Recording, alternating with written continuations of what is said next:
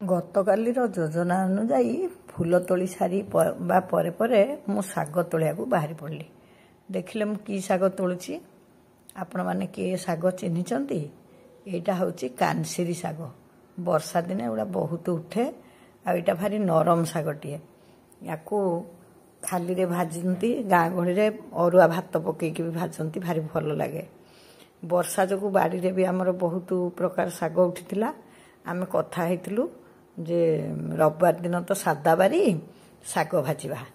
କିନ୍ତୁ ଆମର ଆଜି ଯିବାକୁ ଥିଲା ମାର୍କେଟ, ତେଣୁ ବହୁତ ଚଞ୍ଚଳ ମୁଁ ଯାଇ ବାରିରୁ ଶାଗ ତୋଳିଲି। ଆଗ ମେଞ୍ଚେ କାନସିରି ଶାଗ ତୋଳିଦେଲି, ହେଲେ ସେଗୁଡ଼ା ବି ସେତେ ସଫିସିଏଣ୍ଟ ନଥିଲା। ତାପରେ ଗୋଟିଏ ପ୍ରକାରର ଶାଗ ଭାଜିଲେ ଏତେ ସୁଆଦ ଲାଗେନି। ଏସବୁ ଶାଗ ବିଭିନ୍ନ ପ୍ରକାର ମିଶେଇକି ଭାଜିଲେ ଭଲ ଲାଗେ। ଗାଁ ଗହଳିରେ କହନ୍ତି ପଞ୍ଚକୁଳି ଶାଗ, ମାନେ 5 ପ୍ରକାର ବା ବିଭିନ୍ନ ପ୍ରକାର। ମୁଁ କାନସିରି ଶାଗ ତୋଳି ସାରିକି ଗଲି ସା ବଖଡ଼ା ତୋଳିବାକୁ। ଭଲ କି ଦେଖୁଥାନ୍ତୁ ମୁଁ କେତେ ପ୍ରକାର ଶାଗ ତୋଳୁଛି। 2 ପ୍ରକାର ଶାଗ ମୁଁ ତୋଳି ସାରିଲିଣି, ଆହୁରି କେତେ ପ୍ରକାର ତୋଳିବି ଆପଣମାନେ ମୋତେ କହିବେ।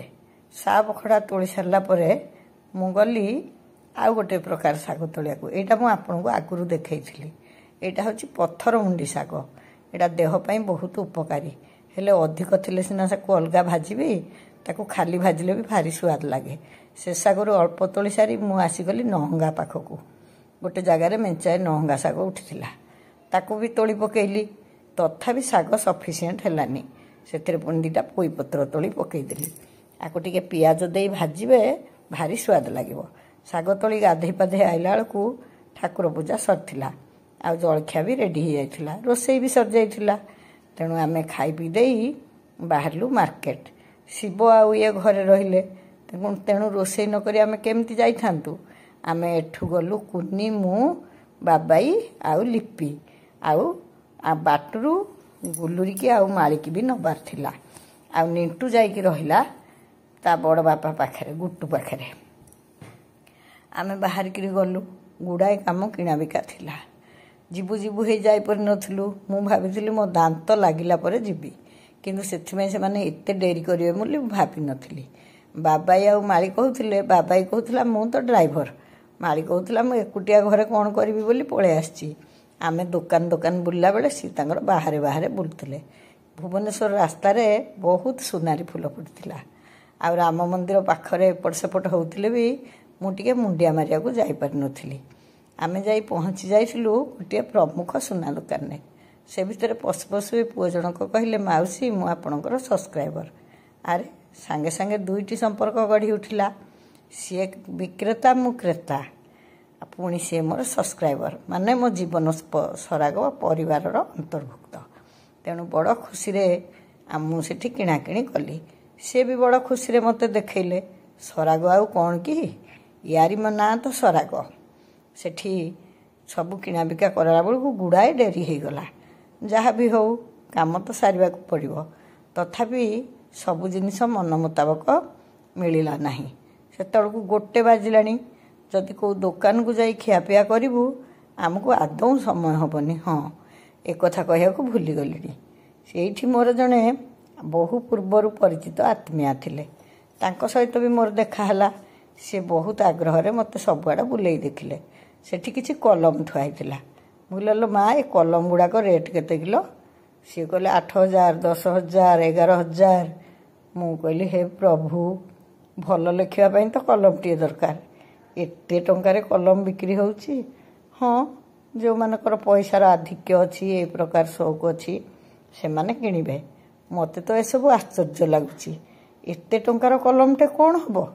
ଆମେମାନେ ମିଛରେ ଏମିତି ମୂଲ୍ୟବାନ ଜିନିଷ କିଣୁଛେ, ହେଲେ ନିଜ ପାଇଁ ସମୟ ନ ପାଇ ଆମ ସମୟକୁ ଖାଲି ଟଙ୍କା ରୋଜଗାରରେ ହିଁ ବିନିଯୋଗ କରୁଛେ। ହଉ, ଯାହାକୁ ଯାହା ଭଲ। ଆମେମାନେ ଆଗରୁ ପରିବାରରେ ଗପସପ ହସ ଖୁସିରେ ଯେତେ ସମୟ ବିତାଉଥିଲୁ, ଏବେ ପିଲାମାନଙ୍କ ପାଖେ ସେତେ ସମୟ ନାହିଁ। କିନ୍ତୁ ଆମେ ଖଣ୍ଡେ 2 ଖଣ୍ଡ ଶାଢ଼ୀରେ ଚଳି ଯାଉଥିଲୁ, କେତେ କମ୍ ଜିନିଷରେ ଚଳୁଥିଲୁ। ସେମାନଙ୍କ ସାଙ୍ଗେ ପାଇଁ ସେଗୁଡ଼ା ସବୁ ବହୁତ ଅଛି। ଯାହାକୁ ଯାହା ଭଲ, କିନ୍ତୁ ସବୁବେଳେ ଏ କଥା ଗୁଡ଼ା ଭଲ ନୁହେଁ। ଏ ଝିଅ ଜଣକ ମୋ ପାଖକୁ କହିଲେ, ମାଉସୀ ମୁଁ ଆପଣଙ୍କର ସବସ୍କ୍ରାଇବର। ତାଙ୍କ ସାଙ୍ଗେ 2 ପଦ କଥା ହେଇ ଆମେ ବାହାରକୁ ଆଇଲୁ। ସେତେବେଳକୁ ପ୍ରବଳ ଭୋକ ହେଲାଣି। 1 ବାଜି ସାରିଲାଣି ପରା। କାମ ଦେଖିଲା ବେଳକୁ କିଛି ହେଇନି। ବାହାରକୁ ଆସି ଆଙ୍କୁ ଫୋନ୍ କରିଦେଲି। ମୁଁ କହିଲି ସବୁ ତ ରୋଷେଇ ହେଇଛି, ଶିବକୁ ଡାକି ସବୁ ଗରମ କରିକି ଖାଇଦିଅ। ପୁଣି ଆମେ ଆଉ ଗୋଟେ ଦୋକାନକୁ ଗଲୁ, ସେଠୁ ପୁଣି କିଛି ଜିନିଷ କିଣିଲୁ। ଏ ଦୋକାନଟିକୁ ମୁଁ ପ୍ରଥମ ଥର ପାଇଁ ଯାଇଥିଲି। ସେତେ ବଡ଼ ଦୋକାନ ନୁହେଁ। ବଡ଼ ଛୋଟରେ କ'ଣ ଅଛି, ଦୋକାନୀଙ୍କର ବ୍ୟବହାର ଆଉ ଜିନିଷର ମାନ ହେଉଛି ଗ୍ରାହକ ପାଇଁ ମୂଲ୍ୟବାନ। ମୋତେ ଏ ଦୋକାନଟି ଭଲ ଲାଗିଲା। ଆମେ ମାର୍କେଟ ବିଲ୍ଡିଂ ଯାଇ ଶାଢ଼ୀ କିଣିଲୁ। ଶାଢ଼ୀ ଦୋକାନରେ ଭିଡ଼ିଓ କରିବାକୁ ସେ ମନା କରିଦେଲେ। ଏଠି ଆସିକି ଗୋଟେ ମ୍ୟାଚିଂ ବ୍ଲାଉଜ୍ କିଣିଲା ବେଳକୁ ସେ ଭାରି ଖୁସିରେ କହିଲେ, ଭିଡ଼ିଓ କରିବାରେ କ'ଣ ଅଛି, ଆପଣଙ୍କର ଯଦି ଇଚ୍ଛା କରନ୍ତୁ।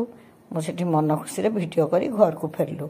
ଫେରିଲା ବେଳକୁ ଆଙ୍କୁ ବହୁତ ଭଲ ଲାଗେ ବୋଲି ଟିକେ ଲିଚୁ କିଣି ଆଣିଲି। ସେତେବେଳକୁ ସମୟ 4ଟା ହେବ।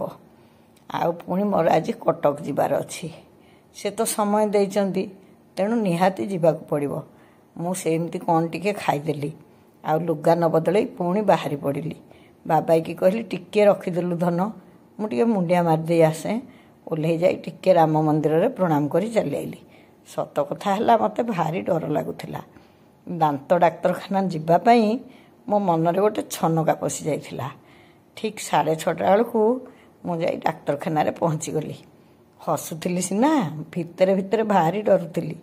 ମୋତେ ଯେତେବେଳେ ଆପ୍ରନ୍ ପିନ୍ଧେଇ ଭିତରକୁ ଡାକିଲେ ନା, ମୁଁ 100 ମୁଣ୍ଡିଆ ମାରିଲି। ମୁଁ କହିଲି ଆଜି ବି କ'ଣ ମୋତେ କିଛି କଷ୍ଟ ହେବ? କିନ୍ତୁ ନା, ଆଜି କିଛି କଷ୍ଟ ନଥିଲା। ସେ ମୋତେ ଗୋଟେ ଅସ୍ଥାୟୀ ଦାନ୍ତ ଦେଲେ, ଯାହାକୁ ମୁଁ ଖାଲି ମିଛରେ ଟିକେ ବ୍ୟବହାର କରିବି ମ। ଆମର ଯେମିତି କହନ୍ତିନି, ଖାନେ କି ଦାନ୍ତ ଔର ଦିଖାନେ କି ଦାନ୍ତ ଔର, ସେଇ କଥା ମୁଁ ତାଙ୍କୁ କହି ହସିଲି। ମୋର ଏ ଦାନ୍ତ ଖାଲି ଦିଖାନେ କେଲିଏ, କିଛି କାମର ନୁହେଁ। ଆକୁ ବି ମୋତେ 2-3 ମାସ ସମ୍ଭାଳି ରଖିବାକୁ ପଡ଼ିବ। ଯାହା ହଉ, ବିନା କଷ୍ଟରୁ ଦାନ୍ତ ଡାକ୍ତରଖାନାରୁ ବାହାରି ଆସିଥିବାରୁ ମୋତେ ଭାରି ଖୁସି ଲାଗିଲା। ମନେ ମନେ ପ୍ରାର୍ଥନା କରିଥିଲି, ଏ ସାବିତ୍ରୀ ଚିକିତ୍ସାଳୟର ନାଁ ରହୁ, ମୋତେ ଆଉ ଜୀବନରେ ଦାନ୍ତ କଷ୍ଟ ଭୋଗିବାକୁ ନ ପଡ଼ୁ। ଏମିତି କଥାବାର୍ତ୍ତା ହେଇ ଆମେ ଫେରିଲୁ। ମା ପୁଅ ବାଟରେ ଫେରୁଛୁ ଗପସପ ହେଇ। ପୁଅ କହିଲା, ବୋଉ ତୁ କ'ଣ ଟିକେ ଖାଇବୁ? ମୁଁ କହିଲି ନା, ଦିନଯାକ ଏପଟ ସେପଟ ହେଇ ଭାରି ଖରାପ ଲାଗୁଛି। ମୁଁ ଘରକୁ ଗଲେ ଟିକେ ପଖାଳ ଖାଇ ଶୋଇପଡ଼ିବି। ସତରେ ଦିନଟା ଆଜି କୁଆଡ଼େ ଗଲା ଜାଣିପାରିଲିନି। ଏଇଟା ଗଲା ରବିବାରର କଥା। ସୋମବାର ଦିନ ବି ମୋତେ ବହୁତ ବ୍ୟସ୍ତରେ ରହିବାକୁ ପଡ଼ିଲା। ଫେରିଲା ବେଳେ ଆମର ପରିଚିତ ମିଠା ଦୋକାନରୁ ଆମେ କିଛି ମିଠା କିଣିକି ଆଣିଲୁ। କିନ୍ତୁ ମୁଁ ଆଉ ସେଦିନ ପାହାଳରେ ମିଠା ଖାଇଲି ନାହିଁ। ଘରକୁ ଆସିଲା ବେଳକୁ ପାଖାପାଖି ରାତି 10ଟା ହେଇଯାଇଥିଲା। ସୋମବାରଟା ତ ଏମିତି ଏମିତି ବିତିଗଲା। ମଙ୍ଗଳବାର ଦିନ ବି ମୁଁ ଏତେ ବ୍ୟସ୍ତ ରହିଲି ଯେ ସୋମବାରର କଥା ଆପଣମାନଙ୍କୁ କହିପାରିନଥିଲି। ବାଟରେ ଫେରିଲା ବେଳକୁ ଗୋଟିଏ ବରଯାତ୍ରୀ ଦଳ ପଡ଼ିଲା। ବରଯାତ୍ରୀ ଦେଖୁ ଦେଖୁ ମୋର ମନେ ପଡ଼ିଗଲା, ଆରେ ମୋ ଝିଆରୀର ବାହାଘର ତ ଆଉ ଠିକ୍ ମାସେ ରହିଲା। ଏମିତି ବର ଆସି ଝିଆରୀଟିକି ମୋର ନେଇଯିବ। ଏଇଟା ଦୁନିଆରେ ବହୁତ ସୁଖର କଥା, ହେଲେ ଗୋଟେ ମା ପାଇଁ ଭାରି ଦୁଃଖର କଥା। ତଥାପି ମା ହୃଦୟରୁ ସବୁବେଳେ ଆଶୀର୍ବାଦ ଝରି ପଡ଼ୁଥାଏ, ପିଲାମାନେ କେମିତି ସୁଖରେ ରହନ୍ତୁ। ସେଇ କଥା ଭାବି ଭାବି ଘରକୁ ଫେରିଲି। ପ୍ରଭୁ ଜଗନ୍ନାଥଙ୍କୁ ପ୍ରାର୍ଥନା କଲି, ଏ ସଂସାରରେ ସମସ୍ତଙ୍କୁ ସୁଖ ଶାନ୍ତିରେ ରଖିଥାଅ ହେ ମହାବାହୁ।